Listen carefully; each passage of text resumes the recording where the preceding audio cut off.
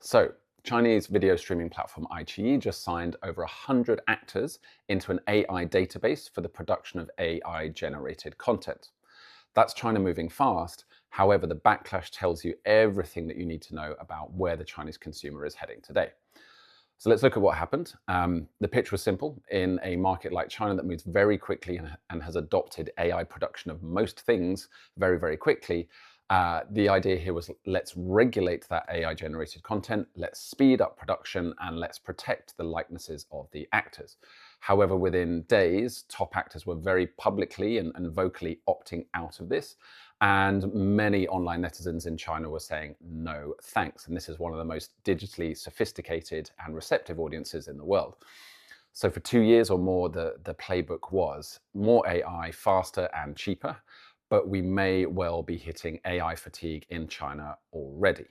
When you look at acting, what is it that we want? Why do you go to the theatre? Why do you go to watch a movie? It's that pause before the line. It's the micro expression of the skilled actor that right now you just don't get from AI.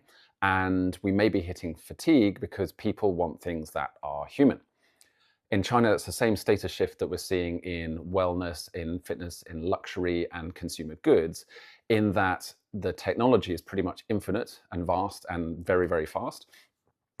The human craft is what comes at a premium, and that's the scarce asset. And luxury and scarcity have long gone together, but particularly in China. So what does this mean for brands, for CEOs, for CMOs looking at the market?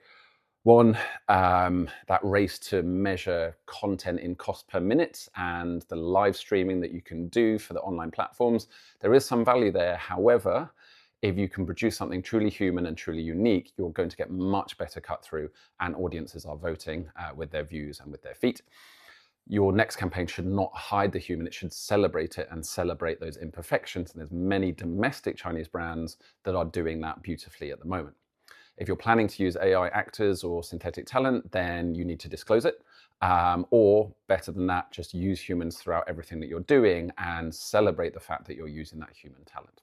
So the smart brands in China right now aren't racing to automate emotion. They are putting it in place and they're building it into the very fabric of their marketing campaigns and racing to protect it.